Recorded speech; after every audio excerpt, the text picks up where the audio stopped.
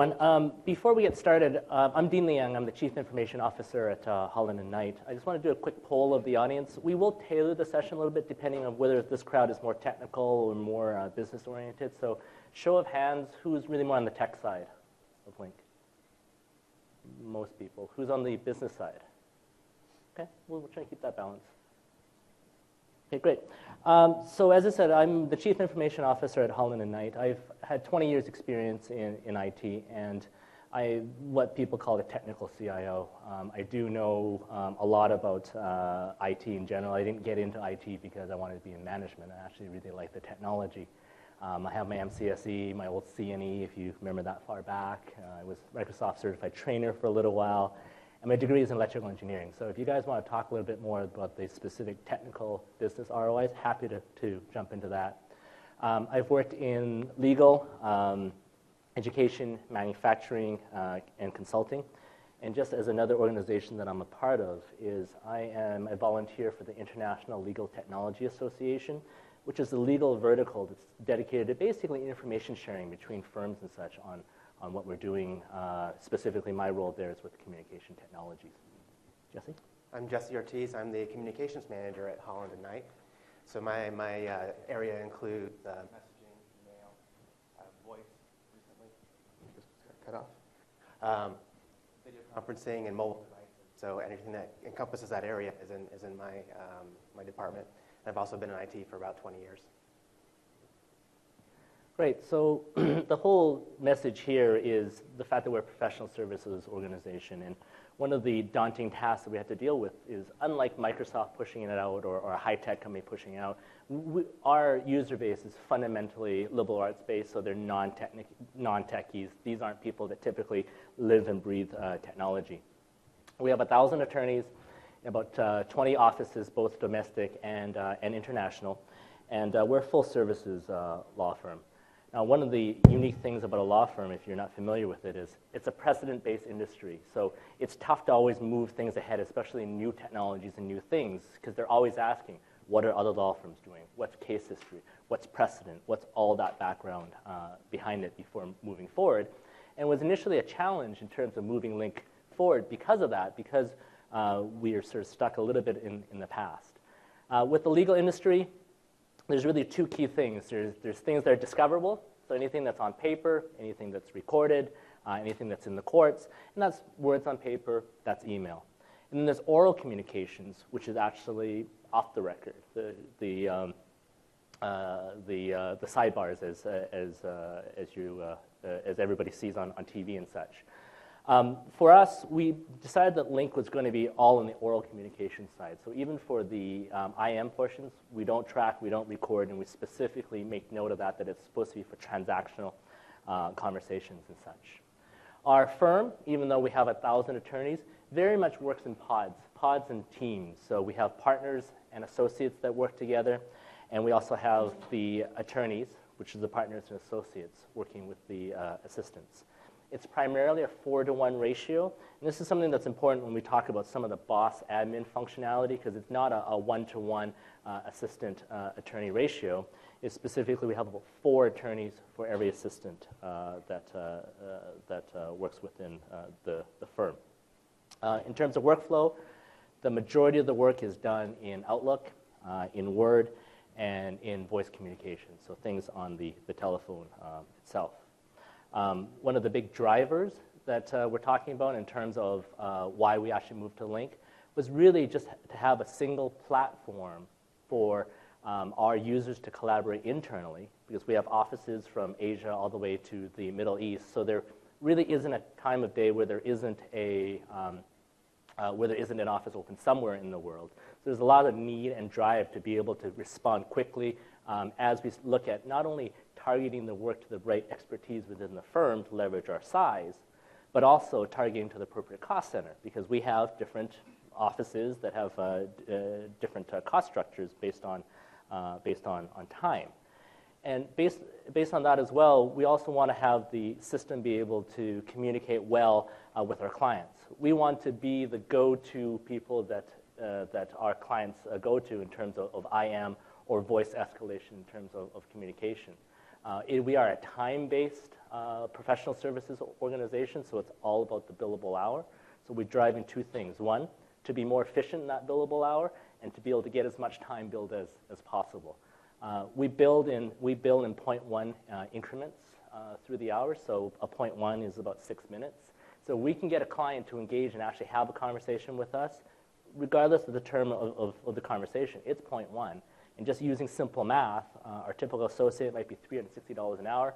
That's $60 right there. It's not uncommon for attorneys to go up to $700, $800 an hour, $120 if we can actually initiate that communication. So jumping more into the technical aspects. Sure. So before we looked at deploying Lync 2013, we had a lot of technology in the offices still. We had a lot of capabilities that the lawyers could use.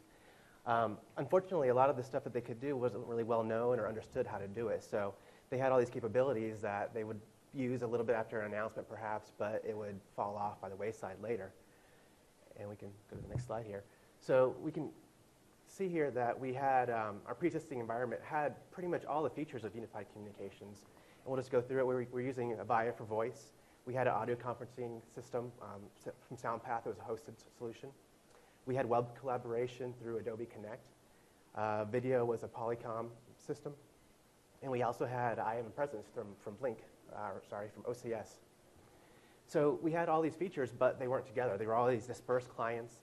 Attorneys really didn't make a lot of use of it because they had to jump between all these tools to do something. So they could be on a phone call. If they wanted to jump to video, they had to hang up the phone call and fire up the Polycom client. If they wanted to do a web presentation, they had to go to a different application, log into it, send a link. So it wasn't a very easy workflow for them to use. And because of this, it just really didn't get used that much. So we can see that even though these solutions were best of breed at many times, very well-known providers, it just wasn't integrated together, so it wasn't where we needed to be. Another problem that we had is that the age of the existing PBX is about 9 years old. So it was something that we had in our minds that we were going to have to replace it eventually, and something we were looking at. And some of the things that we were trying to solve at the same time was issues that were brought to light by different outages we had. So for example, in the instance of Superstorm Sandy in the Northeast, we had a PRI outage in our office that lasted a few days. And it just showed that even though our equipment was completely fine, our building had power, we couldn't do anything about it. We were just sitting there waiting for them to restore services. In the meantime, all our phone numbers for our New York office were just busy or ringing to dead air. There was nothing we could do about it. And we were able to have internal calls still, so we could route it within our network and they could make calls out, but still from the outside, it appeared like we were down. Another example of that same kind of scenario was when we had a local branch failure. So a PBX would go down, and it's something that you can't necessarily remediate very quickly. And if your DIDs are going there, again, we had the same problem that our phones from the outside world would go down. So a client would call, and we'd miss that chance to have some billable hours there. And the other thing we wanted to do was have the ability to work anywhere. So with our solutions that we had, some of them worked internal only, some of them were available outside. You had to use a VPN client. It just wasn't a very smooth transition for any of the stuff. So we wanted that ability to do it from any device, mobile devices, tablets, and everything else, from wherever they were, so their home or other offices. And the whole thing is we needed it to be easy. In our firm, iOS devices, by far, even though you hear Android devices have the majority of the market share, almost 90% of our devices are iOS devices. Now, this is driven by a couple of things. One is it's a premium device, so there's certain cachet value in having a premium device, but it's always easy to use. Like if there's ever a problem, you hit that home button and you get back there. And that's something that we were always fighting with as we started training all these different clients and options and such. And it really didn't make sense. So we decided to jump in and look at the business drivers for upgrading. Now, this may seem counterintuitive, but for us, above all else, we needed the phone system to work like a normal phone system. We needed people to be able to walk up, pick up the phone, dial 9, and make a phone call. Certainly, there's tons of advantages and such that you get from Lync in terms of all the phone plus features, as I've coined it. But there's a portion of a demographics, and if you hear the 1/3 rule, 1/3 love it, 1/3 hate it, 1/3 don't care, that we had to make sure that from a dial tone perspective, that we had everybody covered, so that at the end of the day, If they choose not to do anything, they can just continue to move ahead. So the cost savings. The traditional PBX model, we were spending over $400,000 a year in just maintenance alone for a traditional PBX system. So it doesn't take long to just work through the ROI to replace it. We're paying maintenance for each of these individual best-of-breed items, from the web conferencing with Adobe Connect. We had per-click charges with SoundPass, et cetera. We wanted to refresh the desktop phones. Some of them were up to about 15 years old and such. And based on what I said about the premium device, people want a new shiny phone on their desk. We also got the driver, the fact that people coming in are using more sophisticated technologies. They're used to using FaceTime to say goodbye and good night to their family. They're used to using Skype to calling their family. And again, it goes to that demographics. And by all means, it's not age-related at all. It's just the demographics that's used to be able to use this mobile technology. Efficiency and revenue generation is something that I talked about earlier. That's all about the billable hours. So we want to make sure that any lag time is minimized so that people can get on a call, start collaborating, and start billing immediately. And our firm is progressive in that it really understands that technology is really one of the last tools out there where you can actually drive efficiency, productivity, and revenue generation. Those of you that heard me in the keynote earlier today, was we are also embracing the fact that we want consumer-based technologies, assuming they're secure, to be able to drive into the enterprise. So that allows us to do two things. It allows us to minimize the training required to get people up to speed quickly.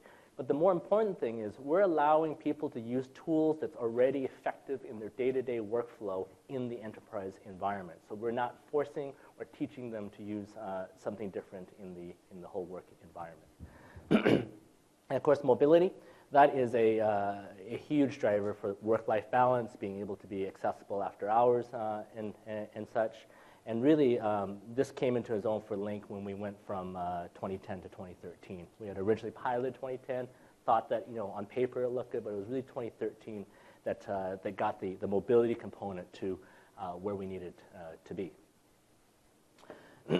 On the mobility side, we've made a conscious decision that we want people to have access to all electronic information they have available in the office, outside the office. And again, this isn't a one-size-fits-all. We really chose the CYOD, choose your own device policy, and it's from a menu. So people, for example, can choose to have a desktop and an iPad. They can choose to have a notebook. They can choose to have a Surface device in lieu of their notebook. Or they can just have a combination there based on their spend. On our iPads already, we have a number of applications that run on there, and I'd be happy to show anybody afterwards. But already on our iOS device, we have Citrix, which gives people access to basically anything that's available in the office. But we're also running Hightail, which is a secure replacement to Dropbox for file sharing.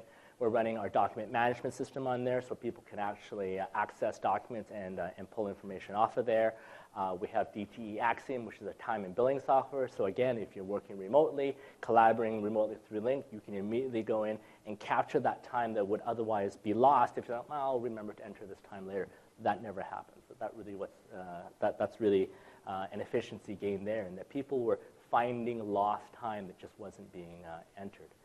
There's also a huge drive to be using these mobile devices in the courtrooms, as again, with data connections being somewhat ubiquitous now, to be able to just pull the huge caches of data on an as-needed basis, as opposed to coming into court with reams and reams of paper and such. Other things that we're doing, everything's managed through MDM, of course, but it's the desire not to give up multiple numbers. Sometimes you're working with opposing counsel. You don't want to give opposing counsel your personal cell phone number. You just want them to be able to call and be able to access you wherever it is that you are. Again, also with ease of number recognition. I think now I finally recognize Jesse's cell phone number, so I will pick up my phone if I see it ringing. But that's a problem. I have about 50 people out in the field, so it's difficult just on first pass to be able to pick up the phone and collaborate. If you think about from a worldwide perspective, the challenge is to try and recognize whether or not that's somebody that you want to collaborate with immediately. With Lync, with that driver, you get the 5-digit calling. We use 5-digit internal calling. You get the name, you get the number display, and that removes one of the barriers in terms of collaboration. The voice over IP capabilities in 2013 really allows us to augment any cellular dead spots, and many of these large office towers and stuff have many dead spots out there, and allows our people to roam and not be tethered in their office or having to forward it to their cell phone. They simply just sit there wherever they are, even at home with Wi-Fi, and they can actually have their local office number ringing. Now, one thing that we've worked on is, one of the challenges that we found when we've been working with mobility is mobility gets a little bit of a bad rap. Sometimes we hear, using a different analogy, people say that Citrix sucks. Well, you know, Citrix generally doesn't suck. Citrix is a very good platform out there, but the problem is it's not understanding the underlying transport as to why it's not working from a connectivity perspective. So we're developing a little application where it's a connectivity dashboard, where it's green good, red bad. And it just goes and it shows you for each of the particular services that I mentioned before, whether or not you have enough bandwidth and whether the latency is low enough for that communication to work. If it's green, you press a button, it launches, and it goes. If it's red, it just doesn't work, because that just cuts down another one of those items where people can misperceive that the problem is actually the technology. So talking about the ROI, Jesse actually found a good third-party PBX maintenance people, which actually dropped our maintenance by $200,000 per year, and made it a little bit harder for us to justify Lync to deploy, but that just really pushed our ROI from 2 years out to about 4 years, so it still made sense. And we were just replacing dial tone with that savings. This is not talking about all the additional benefits out there. Our PBX maintenance was particularly high because our offices were formed through a series of mergers about 10 years ago, so there was all these local PBX infrastructure and such. And once we started phasing that out, and we'll talk about centralized versus decentralized in a moment, those cost savings really come in there. The other hard savings that's not listed on here is that by utilizing Microsoft-based technology, by using Microsoft servers and such, we're able to use our DR and BC infrastructure that we used for the rest of our environment in terms of a VM-based environment, using replication, using NetApps to replicate the data. It was easy at that point to lump it all together and make that a critical tier 1 application. Productivity gains, I've already talked about, so I'm just going to flip the page. Jesse? So Lync versus Cisco, we spent a lot of time looking at these two solutions. Really, at Cisco, we were pretty close to actually deploying it. We had POs on my desk. This is how close it came. We did. So we ended up doing a Cisco Tamberg video implementation, which was kind of even driving us more that way. We replaced our Polycon system was probably 9, 10 years old. It was very, very dated. And once we did that, it seemed like it made a lot of sense for us to just go ahead and do the phone piece with them as well. The phones are very mature. They have all the features that we had that we were used to, and things that we didn't even need. So from that perspective, it was a very good fit. But when we started looking at the desktop side of it is when it started not quite fitting what we wanted. They do have all these applications, and just to preface this was back in 2010 or 2011 really, so it's a little bit of time has passed since we did this comparison, but they had different clients for everything. So they had an IM client, they had a separate video client. If you wanted to go to a conference, a web conference, you had to escalate it into WebEx. So you were still using all these different things. They tried to integrate them together, but it's still not just one simple client that you're staying within the whole time. And also on the back end, it required a lot of more complex infrastructure to support the same thing. So the user didn't see that, but it was still there for administratively to deal with. The other thing we looked at was the version of Cookie Lync. So we thought, well, these phones are great. We really like Lync. We already have it deployed for IM presence. What if we just integrate these two? And that's the idea that Cisco has once you weren't too happy with their other solution. And it just felt like it was bandaging things too much for us. It works, but there's too many times where it's confusing, like you're not sure if you're starting a Lync call or if you're starting a Cisco call, and you can end up getting yourself just into a strange predicament sometimes, and it was just something that we thought would really frustrate users. So we took that one off the table as well. And the other concern we had with it was Cisco's keeping up with Microsoft releases. So when the next version of Lync came out, how long was it going to take until we could adopt it once they supported it? So we just didn't want to go down that route and risk putting ourselves into this another mixed architecture again. Cost is something that is obvious. So we have a EA with Microsoft, so Lync belonged to us already, versus Cisco, we'd have to go and purchase all the licenses, which can get expensive and a little bit confusing. There's so many different options, at least at the time, there were. I think they've simplified that as well now. But it was something else that we looked at when we were doing it.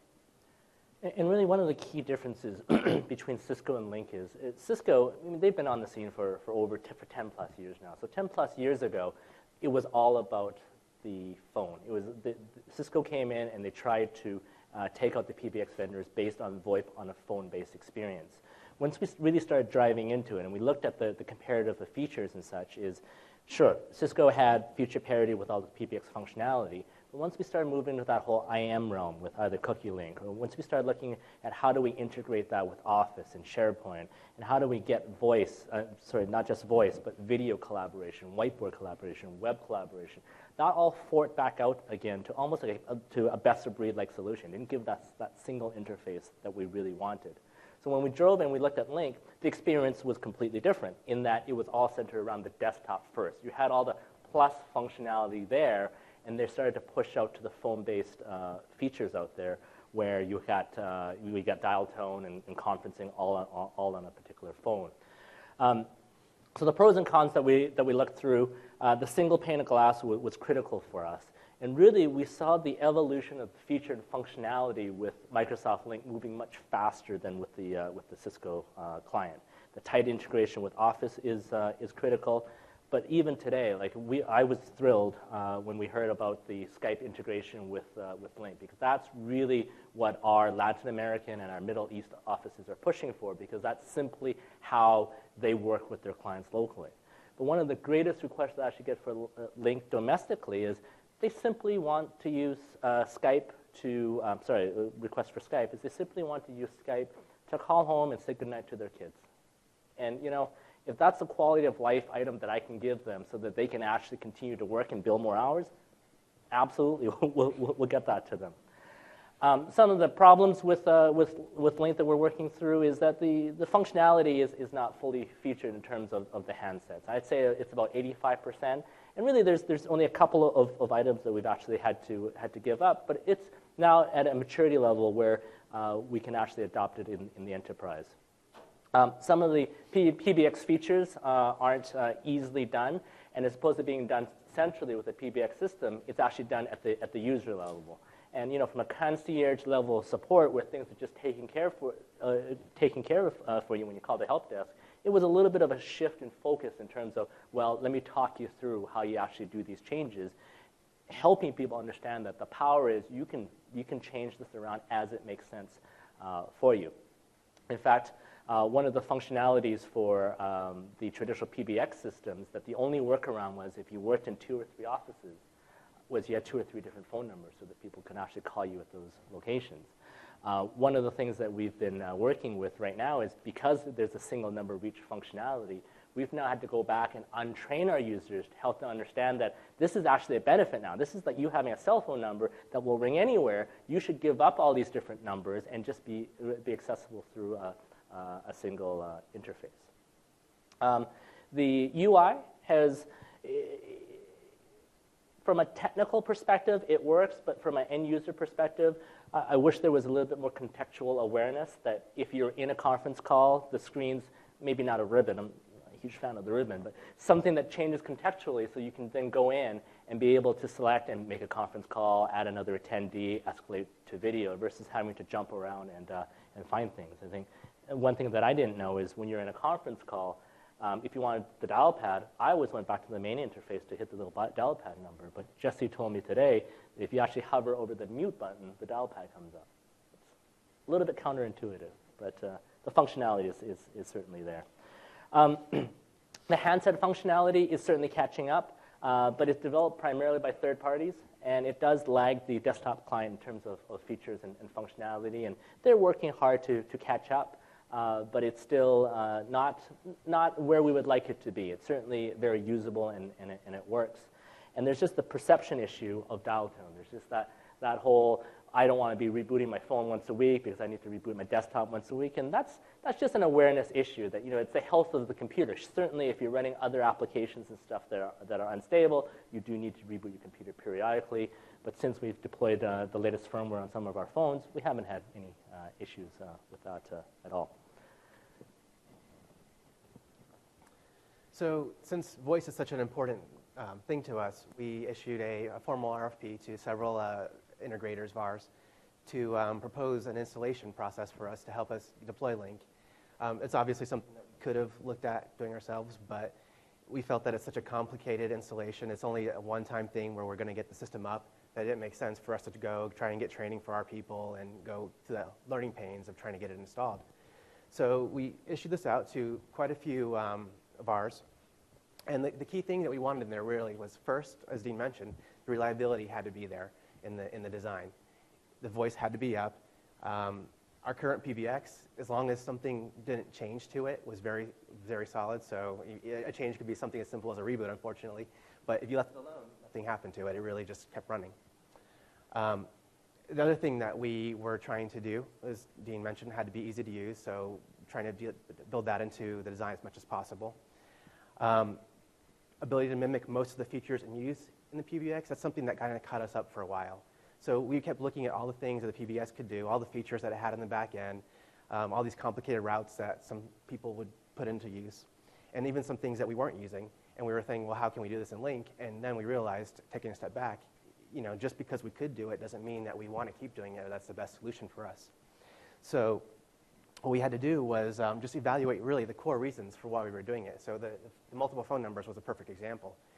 Years ago, we did that because it was the only option. But today, now, we don't have to do that. So we're just trying to push back for it and really do what makes more sense for the users. One of the things that we noticed with some of the integrators is that they really focused on the platform of Lync. So they seemed like they could do a great job, the reliability, they could do the design, they could get the system up and running. But they didn't focus too much on the user experience of it.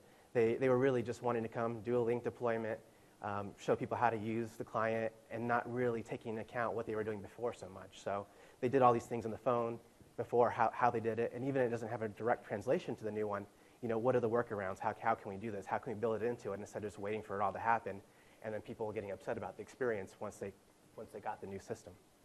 So that was something that we really wanted to focus on. The other thing, so the ability to execute, as I mentioned, that's something that we felt a lot of them could do. Understanding the business was the other thing, as I mentioned, that they had to understand this whole attorney-secretary relationships so they could really understand how important it was to us that had to work very well since it was something that just happens constantly in our organization. And the vendor we selected really did focus on that. They had excellent technical abilities.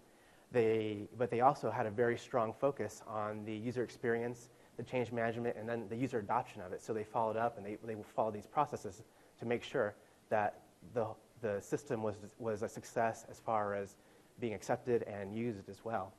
And while that's not the norm we see a lot of times in IT, because we look at technology. We just want to get the technology out there, all the cool things. We don't look at how it really affects users or what they want. And something so key like voice, it's something they're so used to having that's just, a phone, pick it up, there should be a dial tone. If it's complex to use, they're not going to want anything to do with it. And we find most often than not that if projects fail, it's because people aren't addressing the user and change management issues in terms of that adoption principle. If you just deploy it and hope that they'll adopt it, they may not. But if you focus on the change management and really help build the business case as to how it's going to help their workflow and their practice, that always leads to a successful deployment. So along the way, there was a lot of decisions that we had to make. So we'll just briefly go over some of the stuff. The pools that the users are associated with, there's different options. You can have them split up. We have 2 data centers today. So do we have users live in both data centers, or do we have one that's just passive waiting? We're in the middle of some other projects as well, moving one of the data centers. So we're in the process of just keeping everybody live in one, and then the other one's going to be there for a failover. We may readdress that later so we can have more of a balanced view and make sure that we know everything's working. But until we get the other one up to the point where we're done done making changes in it, this made more sense for us. Installing load balancers for failover. So this is something that our VAR brought to our attention, that there was two options, load balancers, or you could use DNS to load balance. DNS is obviously a free setting, and load balancers, we didn't have them in place, so we had to purchase them. But it actually brought some of the availability to us. So federation, as Dean mentioned, to Skype is something that was really important to us. And if we didn't have load balancers, the failover, so if we had a failover scenario, it wasn't very easy for us to recover from it and keep federation up. Everything else would go over, but that one piece could break for a while, and it wasn't something that we wanted to have down, since we're trying to really push it out and have people use it for business eventually, with the video especially. One of the other things that we had looked at doing was integrating with Avaya. So since the phones in that system really did everything we needed at the time, and they were ahead of the Lync phones that we were looking at, we thought, well, maybe we can just use these phones, we can integrate voice with Lync and have both systems together. And that was something that our VAR helped us with. We got it up and running, but really, in the end, we realized it's just a very complicated installation. We're managing two PBXs going forward. We have maintenance on both, and it really just didn't make a lot of sense to us. And there's a lot of situations that, even though it did work, that it complicated things and it didn't get into a better experience. So if they were on the phone, somebody could look at their status in Lync and it just shows them available, but they were on their Avaya phone, so it could get complicated. Session border controllers. So that's basically a firewall for the SIP connection that you're using to the outside world. And it's not necessarily 100% required in every situation, but for regulations, just for security, for peace of mind, having something there between your environment and the outside world seemed like something that we really wanted to have in place from a security perspective. And it also gives you some other features. So some of that integration with Avaya, we were able to do that by having these extra pieces between the two systems to help us integrate it. And it also helps with when you're looking at other carriers. So if a SIP provider isn't certified with Lync, but they're certified with your SBC, it gives you the opportunity to have a wider range of them out there, because especially a couple of years ago, there wasn't very many at all who were certified to work with Lync. So it's a nice piece to have in the mix. Why did you choose two brands, Sonos and Audio Coach? Why not more? We actually only went with Sonos. So those are the two that we actually had kind of rounded down to. There's a lot of options out there and just things that made sense from it. We looked at different aspects of it, so like their support models, the carriers that they integrate with, and just a whole range of things there, and we felt that Sonos fit better for our organization. But eventually you choose Sonos? Yes, correct. SIP versus PRIs. So today we are still using PRIs, but we want to move towards a SIP environment. We feel that SIP is really, we are doing a fresh installation from scratch. That's the way you would go. Even though PRIs are more prevalent, it's really what we see as the future.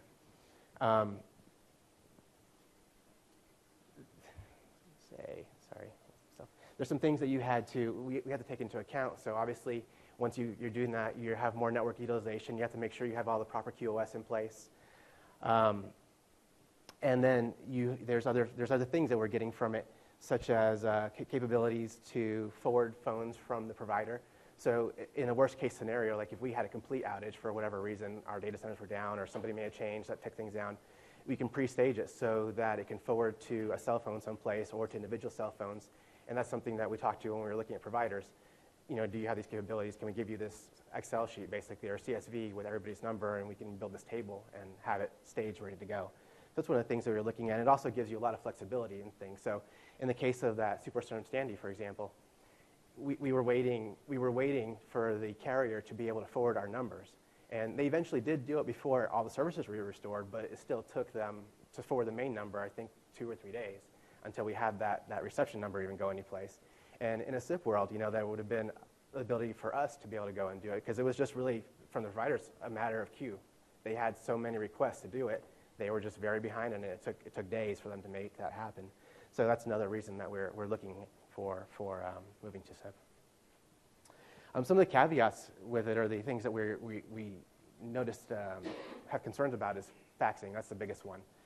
We were initially trying to deploy or looking at an IP faxing solution. So as we were talking to them, we were making sure that they could support that. And as we were talking to carriers and more importantly, and other people who had actually deployed it, we found that they felt like a very good success rate was 85 to 90%. They said if you were getting that success rate, that you were doing great. Don't expect any more than that. And when we heard that, we were like, okay, well, wait a minute, that's not going to work for us because we have a lot of really long faxes, unfortunately. So it's not, we didn't want to make it a worse experience for people, obviously. So what we're doing is we're going to keep a PRI in a data center and just forward those phone numbers in all the offices, because we have local fax numbers every place, to a centralized PRI and be able to keep that same analog experience, the reliability of it. The success rate should stay the same, but we'll still be able to really reduce how much infrastructure we have out there, so we're not going to have anything in the offices doing this, and we can just have a single PRI there to handle everything.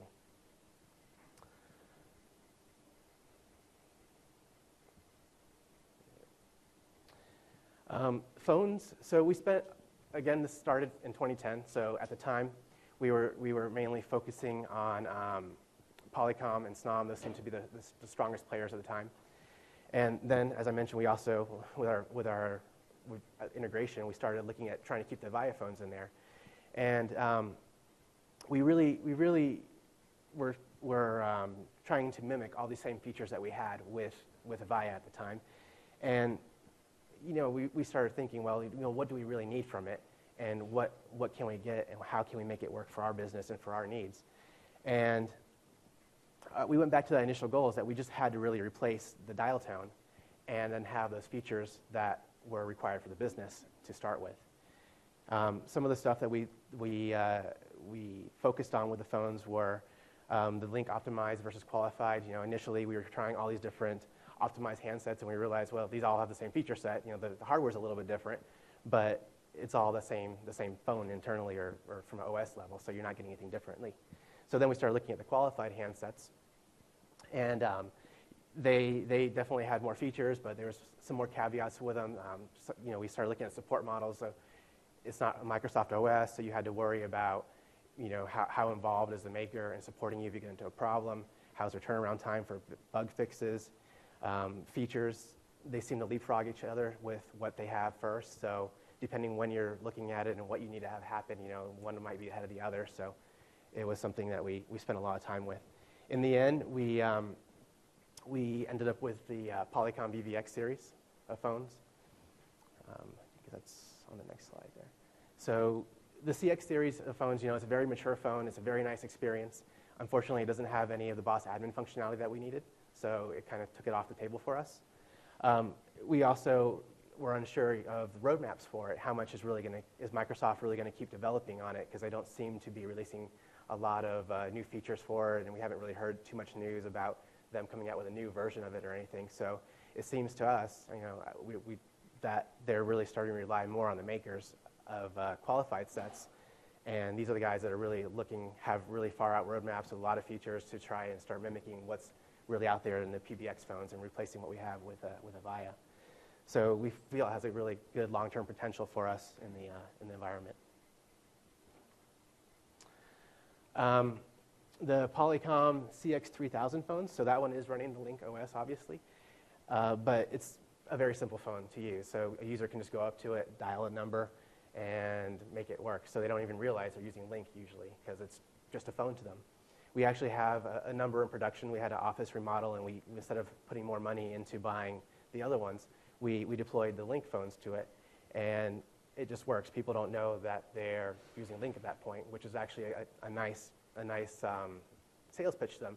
Because when you hear Lync as a voice solution, some of them, or Microsoft as a voice solution, they're like, what is this that you're talking about? Is this really something that we should be looking at? And you can tell them, well, actually, you've been using it already in the conference rooms. Have you had problems with it? And so far, we haven't had a single complaint about it. We just had switching them in. We didn't have any training and no announcements, just put them there, and people have been using them. And we've had 32,000 minutes of usage of these conference phones already. So this is not a small little pilot. These are heavily used. People don't even know. In fact, if you put a piece of black tape over that little Lync light, then people would have no idea that it was a Lync-based phone. Yep, and that was just in the last 30 days that we had that much traffic over them. So it's definitely something that seems like it's really stable for us. And then going back into the video conferencing, the Tamberg versus Polycom video integration, our Tamberg system, we had just put it in probably 2 years ago, I think almost 3 years ago at this point. And that was because we were also marching down the Cisco path. That's where we thought we were going to go. Right. Yeah, so if we had known we would be able to deploy Lync, the Polycom probably would have made more sense. It has a better integration story with it. But we were able to get it up and running, so we had it integrated with 2010 for a while. Lync 2013 came out, we got migrated to it, and it broke it. So again, that showed us the concerns of having too many things integrated from different companies, because we had to wait months, quite a few months, until Cisco released updates that would allow us to put the integration back together. And then once they released it, we actually had to pay for it this time, so it cost us money when we weren't really planning on that happening to us.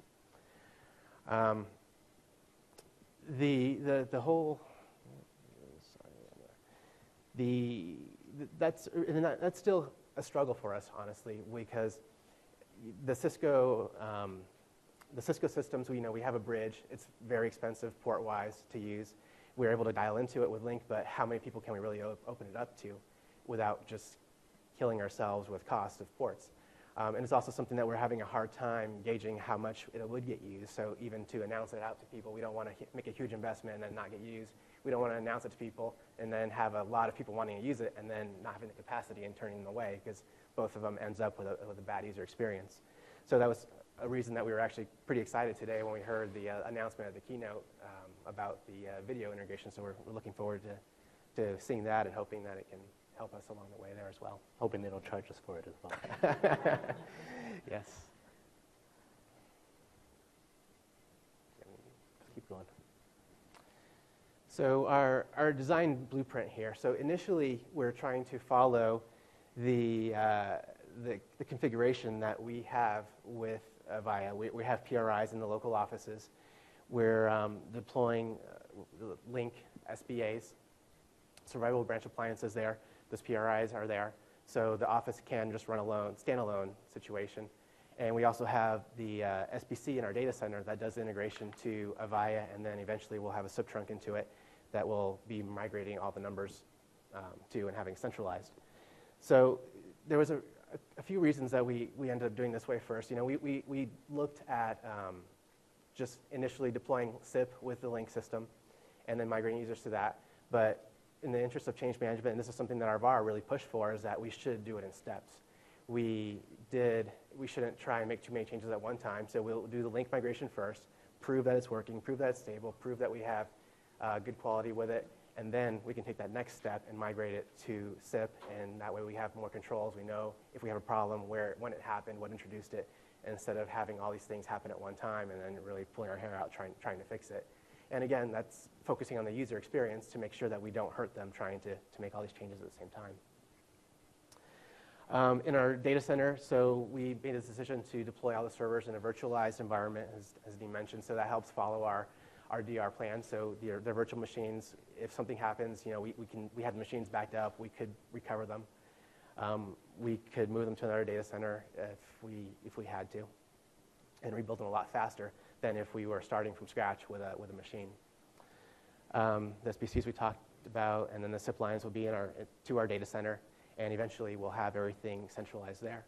So in this case, all these SBAs that we have deployed, we will eventually not have them in the office, and everything will be routed back to our data center. And again, this is really to help us with those disaster recovery scenarios, such as the Sandy or a PBX failure in an office. If something happens to that office, we still have the ability from the SIP carrier, at worst case, to just send that phone traffic someplace else if we need be. So we're no longer dependent on that one location being up. Users could be, if something happened to the office, they could be home working in Lync. They could have their number there. Everything would be as normal for them.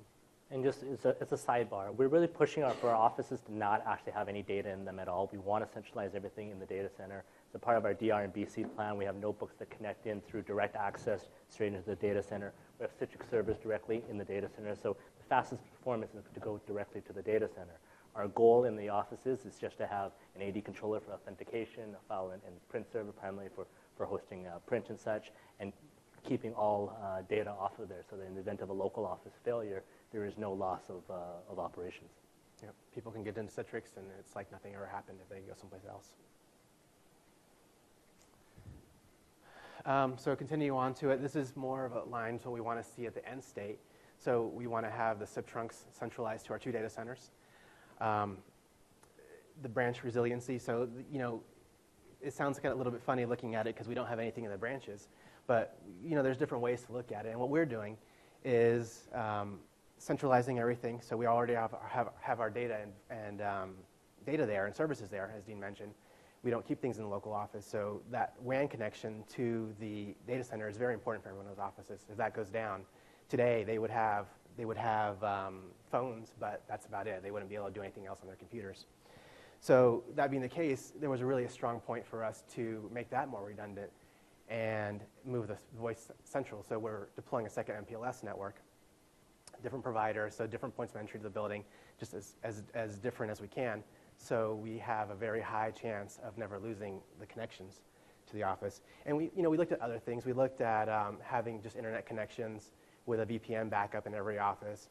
We even talked about that call forwarding from the SIP provider being the worst case. So if it can't get into it, we could have it fail over. But in the end, because we were making this drive to move everything centralized and keep things out of the office, it really made sense to just keep that connection as reliable as possible and be able to take care of it, take advantage of that for the voice as well.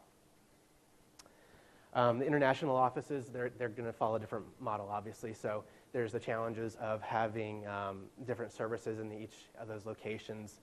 The phone numbers, obviously, we need to have local numbers there, so we can't deliver those to the U.S. We have to have something in the office. And so we'll be doing that SBA model, basically, that we had initially in each of those offices and having connection back to the U.S. And just a sidebar with it, we have these offices even in the UAE, and we were initially very concerned about what quality would be like over that much latency and that distance. And we actually deployed some IP phones with our old system, with our Avaya system as well. And we were very surprised that it was actually not bad. It was very acceptable. Every once in a while, this was over the internet, not a dedicated link, you would hear something, a little clip or something, but it wasn't to the point where they found it unacceptable in any means. They realized it's an international call to the other side of the world, so it was very, very well received. And the fact that they knew that they didn't have to pay long distance for making those phone calls really offset any of those little things that they saw happening. So they realized, I'm no longer billing all this time for it. It's just a free call for me at this point. So the concerns that we still do have around it is around monitoring and external support SLAs. So with that PBX model that we have, we know it's very mature. We have a third party monitoring the system 24/7, as Dean mentioned, and they have spare parts for our PBX stored on our site. They have an SLA that is very strong, so if you have an outage, they're supposed to be on site and resolving that for us very quickly. And we were initially thinking with Lync, well, we need to make something like that happen as well. And we started thinking, we have the Microsoft Premier support. Is that something good enough for us for monitoring? Are we just going to use something like MOM or Operations Manager or some other third party ourselves to monitor it? There's some dedicated Lync products as well that we were looking at. So we haven't quite decided which way we're going with that.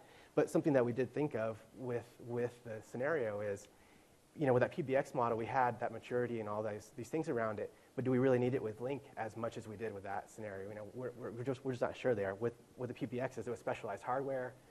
It's not something we could do ourselves a lot of times because it required licensing and just things that we just didn't have access to ourselves. So we're just weighing those options still. And that's really where, from a virtualized environment, that's, again, the power that we see of leveraging that fundamental infrastructure, that we're not storing specialized parts or specialized hardware anywhere. As long as we have the fundamental infrastructure as a service running, we can run our own SLAs. So I'm going to talk a little bit about security. I want to thank everyone for voting that this should be more technical than not, because that meant instantly that Jesse was doing most of the talking, which is awesome. So thank you for that. So from a security perspective, we had to break down a few barriers there. So, if you don't know, Lync itself is actually highly secure. It uses full TLS encryption end-to-end. And even when the integration with Skype uses full TLS encryption. So that's actually way more secure than a phone call, because you remember phone calls, I don't know how old everyone is in the room, but if you remember Charlie's Angels back in the day, they used to always climb a phone pole and tap in the line to listen to the conversation. Can't do that with Lync. In fact, it was actually a pleasant surprise for me to be able to go and present it to our security team and our general counsel to talk about how using Lync will actually give us greater security out there as well. But the thing is that with federation, with presence and such, we actually had to turn on enhanced privacy, which actually by default didn't share your presence with people. When we first enabled that internally, this is before we actually started federating internally, we just had open security. And that was very powerful in that you could easily see whether somebody was available on the phone or not. But two drivers actually pushed us to turn on the enhanced privacy. One is that attorneys are somewhat private, and they didn't necessarily want somebody in the New York office to be able to see if they're in the LA office, if they're in the office yet working or not. But the greater issue was that if you left it with open security, then an average Joe out there with a Skype or a Lync connection would be able to see if the CEO was available, if the COO was available. So one of the features that I was kind of hoping that they would announce at the Lync conference this time around was the ability to actually have two different security settings. One for internal, where we actually by default would want open security, and enhanced security for external. So you actually have to pick and choose as to what people got to see. From just a high level, Lync has passed all their security reviews. Being a law firm with healthcare clients, banking clients, et cetera, we had to actually hit the high watermark in terms of HIPAA, High-Tech Act, PII, PCI, all that ilk out there. It's passed. We can talk about it specifically if you wanted to note details after the fact. So are you guys federating with external? We do. We are federated externally now, and we actually have a pop-up message that by default shows up that says that while Holland Knight doesn't record any instant messaging internally, if you're collaborating with the external party, the messages could be recorded. Almost like the same disclaimer you see from any law firm when you communicate with them on email. So the marketing plan, how do we actually push this out? We really changed the focus. You heard us talk about a few times how there's that certain sort of almost stigma that Lync with IM is like it's something that my kids use. It's not an enterprise functional system. Well, we pushed all that aside by doing two things. One, we stopped talking about the Lync phone system, and we're saying this is a new phone system that happens to integrate with Lync. We started pushing out the conference phones, which actually just had that functionality. And people ask, well, why does this integrate with Lync? And then we'd be like, it's actually Lync. But the whole thing is that we also started building a buzz with the new features. We really went on a marketing campaign to create the awareness of the functionality that people would get in terms of being able to have audio conferencing, whiteboarding, ad hoc collaboration, the ability to do internal 5-digit dialing on your phone number and such. And we did it in such a way for two reasons. One, we knew that we were going to have problems as we moved off of our old PBX system. It's a fact of life. You just need to accommodate for it, deploy it, and we had a rollback plan where our existing PBX offices, we had a hybrid. So we picked the offices that only had PBX phones. That really allowed us to plug in these VoIP-based phones and have both systems working at the same time, so that even from a cutover perspective, and this is virtual now, but it's just you literally unplug the PRI from the old switch, plug it into the new switch, everything working, great. Doesn't work, unplug it, plug it back in. Easy fail forward, fail back, so that again we were able to build that comfort level for the people. In fact, with the Sonos gateways, we just do it virtually. We didn't even have to make any changes there. And again, we focused on dial tone replacement, and even though that's the most archaic feature, that's what our users demanded the most. And then we focus on the phone plus functionality afterwards, and that's the reason why we chose Lync. But people only had to use that functionality if they chose to. And by also building that buzz and that goodwill, we had that goodwill to know that this is why we're changing something so core as their normal dial tone to give them all the functionality that came after the fact. So where are we now? Current status? So currently, we have our SBAs deployed to the initial offices. We have the integration with Avaya, and we have the ability in the initial offices to enable somebody for Lync, and it takes their phone and they can be a Lync user. We don't have the office completely migrated yet. We have it in a pilot mode. We have users actually throughout the whole firm in a pilot mode. And we're looking, hopefully in the next couple of weeks, we'll have that first one under our belt. As we mentioned, we have the CX3000 phones deployed in production in some offices. We were going with the VVX series phones from Polycom. And that was something interesting there. So the VVX 400, is one of their lower end phones. They have the 500 and 600 series as well. And there's some things that we actually really liked about the 600. It had the ability to have Bluetooth. The cost differential wasn't that much of a problem for us. But the touchscreen for us just wasn't as easy to use as we were hoping it would be. And going back to Dean's point about everything being easy to use, somebody who's really used to just a normal phone, having the touchscreen there, sometimes you accidentally call somebody that you didn't mean to if you bump it. And it just wasn't a really good user experience for us. So some organizations, may appreciate it more or adapt to it more. But for us, we really wish there was a higher end button phone that we could find that would integrate, because that'd be really a good driver for us, having more features but having the same hard buttons. And that's actually what we were doing with Cisco. We were looking at one of their higher phones, but not a touchscreen because of the same kind of issues. Just in our environment, we just didn't really like it. And some of our goals going forward is once we start this migration, we really want to push to try and get it through it as quickly as possible, because if we have it integrated with the Avaya, we have call back and forth, but there's still things that could get confusing for people. So if they call somebody, they call a contact in Lync, they can end up calling the person's computer instead of calling their phone, and it frustrates them. And it's a training issue while we're in that stage, but just things that we're trying to get through as quickly as possible so we don't have that happen. Another thing that we're still missing, unfortunately, is the intercom feature. So some offices care about that more than others.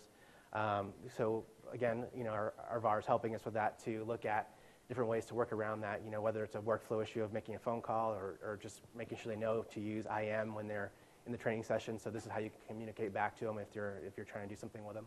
So just awareness of everything that we have and that user acceptance is what we're driving for. So feedback, what do people like right now? Universal access on multiple devices. I personally carry an Android phone, an iPad, and a Surface tablet, and I'm logged onto all those devices, and sometimes it just drives me crazy when the phone rings because it just rings my head off. But it works, and it works well. The 5-digit dialing that I talked about, the ability to augment poor cellular coverage, or even Wi-Fi only devices. My iPad is Wi-Fi only, but I can still make and receive phone calls on it over Wi-Fi because of the Lync, the Lync client. Audio conference, when you initiate an audio conference, you get a full dashboard of everyone that's connected, whether it's their Lync name or the phone number that they've dialed in and on. That's very powerful because from a confidentiality and privilege perspective, it's important for our attorneys to be able to see who's on the phone, who's talking, especially with the large conferences and such. And it's interesting that now that functionality is available, people are now moving out of the video conferencing rooms and actually going into the audio conferences because they are able to tell, oh, is that George or is that Fred? You can actually see who's actually speaking there. Easy to create a collaboration appointment. It's just a simple button when you're making an appointment in Lync. You have all the information there. The other side can just click on it and be connected. Better together over internet, over Ethernet, excuse me. The ability to click to call on your phone has been very powerful. And the one interesting thing is, even though more people are moving to audio conferencing and such, the video calling is something that people are commenting now that they're pushing to do to ensure that there's engagement in the conversation on the other end, so that people aren't checking their email or otherwise distracted. What are the user concerns? Attendant call pickup. And this was one of the issues as to why we didn't start deploying the Lync phone system until we had the handsets to the level of maturity that it is now, in that when you have the 4-to-1 ratio, if you're one assistant and you're doing something on your on your desktop versus your computer, and your computer locks itself because we have the security that does that, all of a sudden the phone rings, you have to Control-Delete, you have to enter your 6-digit alphanumeric password, you have to have the screen unlock, you have to flip to the Lync screen in order to be able to figure out who's calling whom and pick it up. That was initially a concern that we're now addressing with being able to have the buttons just flash.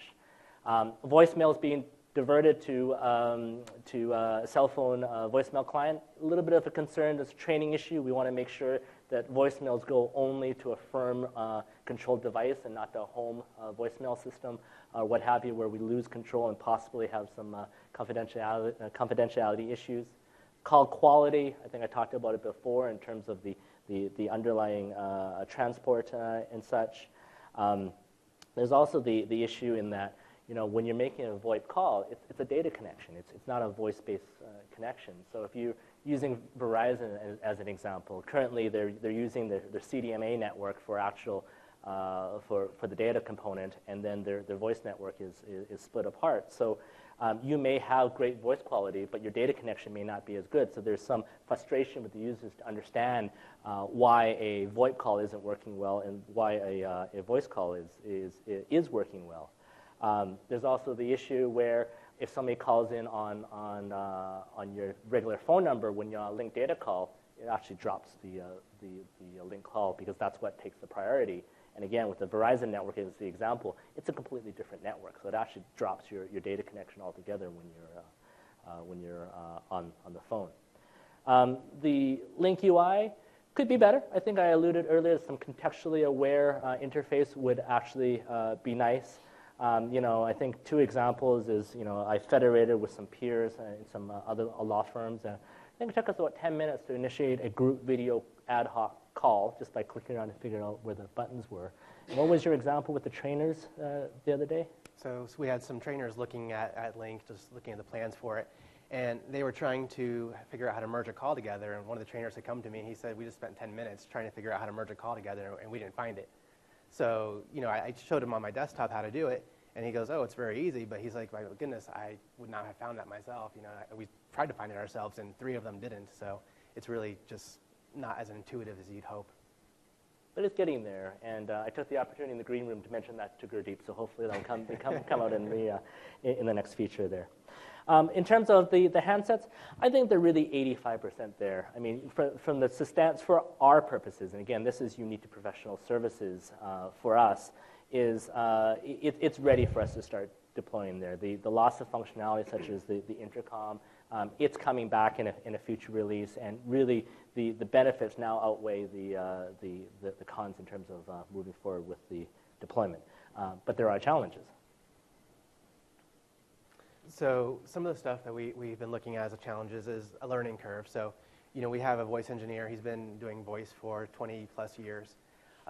It's a huge change. So, it's still voice there, but now it's all IP. And even though he was doing IP voice with our old Avaya system, it's completely different. And it becomes, a mixture of being a Lync admin and a voice engineer at the same time, really, to have a good understanding of it. So being able to make sure that we plan for training of the admins and that they have a really good understanding of how to keep this thing going once it's deployed in our environment is one of the things we're concerned about. Applying voice level change control to Lync. So again, in our PBX environment, it was very structured, very, very controlled what we did to it. We didn't go around making a lot of changes. And in Windows environment, a lot of times, a lot of people can have access to it versus in the PBX, it was very limited. Just the people who really, really knew what they were doing could do anything to it. And with the Lync in Windows, it's a concern. So you really have to have that organizational maturity there to have a very strong change control when you're doing something to it that you don't break voice at that time. So it's another thing that we're looking at, and it also goes back to the support options. So how are we going to get that support that we had before if we do decide that we need it, or what is the route we'll follow for that? The reception console. So we were looking at trying to use the soft console for our receptionists. We've had mixed reviews from some of them. Some of them think it's okay. I don't think anybody's been like, hey, this is great. I can't wait to use it. They have those big old consoles today. So it's a challenge. We're going to try and get them to do that. But if not, we're going to look at some of the third-party options and seeing if that might make more sense if we have to go down that route. But initially, we are going to try and just keep that Microsoft supported one and try and use that in our environments. And then the last one was the video adoption, which hopefully, we talked about already, but we're hoping now after today's announcement that there'll be something there that'll help alleviate that for us, because again, we don't want to go and spend a bunch of money on something that we aren't going to need later, and that would actually give us a better experience possibly, because it'll just be native again to Microsoft instead of having these other third parties integrate in. I'm going to talk a little bit quickly so we have some time for some QA. Outstanding issues. So E911 service and certification. You'd be amazed how companies really freak out when a law firm asks, will you put this in writing, in terms of certifying that it will work and that the ambulance will actually show up at the right location. We still haven't gotten full sign-off on how we're going to address that. Help desk call routing system is something that we hope to maybe find a provider here at the show to help us out with. Really, one of the great user frustrations is that the call display on our existing handsets, it's for techies. This number here, 813-555-1212, is regular call display. This is literally how it shows up on the phones right now. It's completely non-intuitive, doesn't make any sense at all, so easy to mask and such. We're really hoping that they fix this sooner rather than later. The Better Together over Ethernet client, which is the click-to-call, we're still waiting for a stable release to come out. And the nice-to-have handset functionality that we're really looking for is the automatic failover from one data center to another. Right now, if one data center failed, people actually have to reboot the phone before it fails over to the out of the data center. PIN authentication for calendar, so you don't have to punch in your password on a dial pad. I have no idea how to do that. My password has numbers and symbols and such. It would take me hours to enter that in there. And of course, the hoteling feature, the ability to actually go into an office and sign in and have that phone stay signed in for the day before actually moving ahead and logging itself out at the end of the day. The only comment I'll talk about this particular slide, the long-term evaluation of redundancy. We built a lot of voice redundancy into this system because we wanted to take the extra step of caution. Is that something that's absolutely necessary for your organization? Maybe, maybe not. Is that something that we need in our organization? Again, maybe, maybe not. I mean, our contracts are year-long, so we'll evaluate whether or not we actually need this level of redundancy after we run the service for a little while. But, in Jesse and I talking about it, it's sort of interesting that, these same questions and the same trepidation happened back 6 years ago when we first moved off of our voicemail system and moved on to Exchange Is Microsoft stable enough to be running this environment, or not? And as it turns out, we have actually better resiliency using Exchange than our old system there. So we're really hoping that that we're just being paranoid, and that as we use our existing DR technologies and stuff, we'll be able to really tune back some of the needs for redundancy. What scares us still? Dial tone expectations. There's some tolerance that your computer needs to reboot periodically. There's zero tolerance. You pick up the phone, there has to be dial tone on the other end. The patching Jesse has talked about, and the break-fix timelines. And we'll just see whether or not simply utilizing the DR and BC technologies through virtualization and stuff will be enough for us to do it without additional SLAs and third-party agreements. So lessons learned.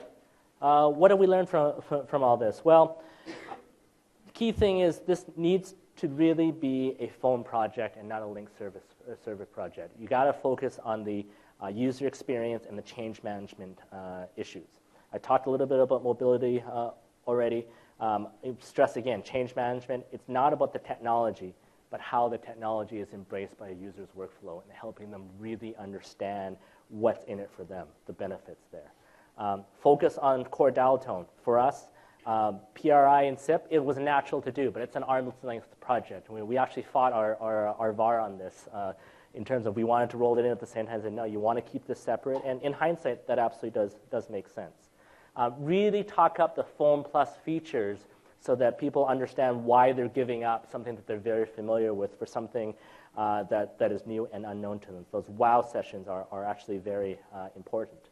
When you pilot, don't pilot with the techies. Don't pilot with the ones that say, I really want to try this. In fact, you want to go and find the people who's like, I don't know if I really want to do this. I'm perfectly happy with the technology, because if you can get them to buy into it and you can get them to say, yes, this works well, then it's going to work for the rest of the population out there. Make sure as you roll in each office, you find key supporters. You find people who have a vested interest in the success, who will talk to their peers about it. So it's not just IT talking to a partner, and that's not IT talking to an office manager. It's actually a peer-to-peer discussion to actually push that through. And the key thing is, again, set the expectations for mobility early so that people understand the benefits. But the reality now is people do that now, in that landlines are 99.99% reliable. Cell phones aren't. We all wandering around, oh, can you hear me now? Hold on a second, I'm going into an elevator. I'm going into a tunnel. It's matching the same expectations now to say that it's the same fundamental cell phone that you're using. So understand that it's not going to be 100% resilient and reliable. So one question that I wanted to toss out here before we open it up is, I wanted to actually put in the slide deck, but Microsoft took it out, is simply, if we were to do this again, would we still go down the path of Lync? And, of course, Microsoft asked the question, well, what's the answer? I say, I'm not telling you. We're going to tell everybody right here, right now. And, would we do it all over again if we started again now? The answer now is absolutely yes. Why? Because of really three key things. One, it was a Lync mobile. It's a Lync 2013 mobile client that really brought the VoIP there. For all the talk as to what the functionality, that was the client that really made it for us. The handset functionality, which was a must-have for us, 85% there. That's close enough for us to do. The announcements that happened today at the keynote in terms of the video server, in terms of the integration with Skype, all that functionality would bring it that if we were making the decision right now, it'd be a slam dunk. It's just unfortunate it's taken us a few years to actually make the journey to where we are now. Questions? We got Skype cards. Go ahead. The question was, do we use any cost recovery? And yes, we actually do use cost recovery systems and such. And really what we're doing is, because the cost of long distance is really driving to zero, we're using that as a part of a WOW session, that we're actually going to stop charging for domestic long distance calls. We use least cost routing and everything, so there's really no cost to us, and we're using that as a benefit that you're not entering up to 20 digits, a rocket launch code in order to make a long distance phone call.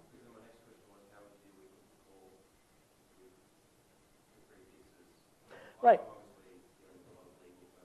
Right, so it's a non-issue for us, but a peer friend of mine, and we can talk about this offline if you like, has actually engaged a reseller to actually develop a client that actually has a little pop-up that actually allows you to do a client matter lookup and still have that click-to-call functionality. You mentioned the connectivity dashboard. I was just hoping you could speak to that. What's the driver of the call quality issues? Is that something developed in-house? What's the status? Yeah, so the question is that connectivity dashboard that I mentioned. It was in-house developed, and hey, it's simple ping and latency time. So it's just a simple interface where it's a traffic light, green good, red bad, yellow, it's sort of okay, and it's actually based on tier levels. And it does pinging, so it actually figures out which gateway you should be going to, whether it's East Coast, West Coast type thing. We're looking at setting up a European gateway so that when people are over there, it automatically goes there. And it's just a simple dashboard of lights to say that if webmail is working, green light, well, that's the most basic connectivity you have, and it goes up higher with then Citrix and then voice and then video, and it just gives you the choice of options that are available for you to use. Again, taking the mystique away from it, so we're not teaching users how to ping or how to actually read ping time latency. So it's just a simple interface that goes there. We're developing a little bit more where there's actually a button that can then email the information to our help desk, so that from a troubleshooting perspective, it bounces right back to the help desk. We can see that, yes, you're trying to make a voice call, but you can see the dashboard's red. It's not going to work. You mentioned Citrix and data synchronization. Are you using a thin client solution with Lync? So the question is, are we using a thin client solution with Lync? We have thin clients available. It's not directly tied in with Lync. And you want to talk about Lync within Citrix, what we're doing there? Yeah, so we aren't supporting it within there. Obviously, we have the Lync client in there already. so people can IM and do that, but we don't want voice calls going through it because we don't have support for it. And our actually helped us find a way to block people from being able to answer the call, because I actually made that mistake myself. I didn't think about it. I was so used to answering my phone on my computer, and I was logged into Citrix one day at home, and it rang. I tried to answer it, and I couldn't do anything with it, so I just had the call stuck there. So it's something that we are just going to stop from being able to happen. No, we haven't. We saw it, but I think that our Citrix admin had looked at it, and he said it didn't support Macs and some other caveats with it. So our attorneys, probably 80% have Macs at home. I think it's really popular, so it's something we stopped looking at that point. Are you running Zen app or are you running personal desktop? We're running Zen apps, but we're actually presenting a desktop environment to them. Yeah, that VDI unfortunately is not supported in that. That's why it doesn't matter. Any more questions? Russ from Microsoft. I'm curious, you might talk about the importance of simple user experience for all your internal clients. And you've got the investment in Hamburg Video today, and you now know that it's going to be able to integrate with the Lync server conferencing soon, and that's great. But when you look at the new Lync room systems now, and the simplicity of walking in the room, touching the screen, and you're in the meeting, I'm just curious what your thoughts are looking forward on how you address your room-based systems, knowing what you know now and what's available. Well, I'll let Jesse talk about the room systems. He's spent a little bit more time with it, but I mean, the simple reality is that we're already invested in the existing Tambra infrastructure. They're on a lease schedule, and technology always evolves. So as leases expire, we look at how we can continue to further build the foundation that we have. Sure. And I haven't spent a lot of time with them. I did get to see one in person just last week. It seems nice. There's some. It follows a different usage pattern again. So, we really have, as Dean mentioned, that concierge kind of service. We have a person whose full-time job is to schedule calls, to connect them on the bridge, to make sure that it's working. So they actually call and have somebody walk into the room and they say, "Hi, can you hear me?" Do that whole test, because our attorneys really don't want to deal with it. They just want to walk into the room and have it work. We've tried that self-service model before with having very integrated restaurant systems that you touch a button and you can make all this stuff happen. But in reality, it was easy, and they still really didn't want to use it. They still wanted an IT person to come in there and push that button for them. So I'm not sure how much it really helped. It is nice from an integration point that it's just native Lync, and you have all those Lync features. But we'll see how it goes once we get to that point when our infrastructure is ready to be swapped out. So we're out of time, but we will be down at the Ask the Experts if anybody has any more questions. We'll stay around here for a little while if anyone has any questions as well. Please fill in the survey. Maybe we'll be back next year to tell you how it all worked as we finish out the full deployment. And those of you who ask questions, come on up and claim your Lync card. Thank you very much, everyone.